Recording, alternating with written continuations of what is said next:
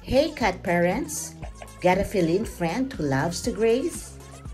Alam niyo ba na bukod sa wet and dry food ng ating mga alaga, importante rin sa kanilang makakain ng cat grass o ang grass nuggets.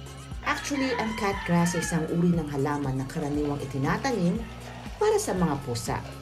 At narito ang ilang mga benefits ng grass nuggets.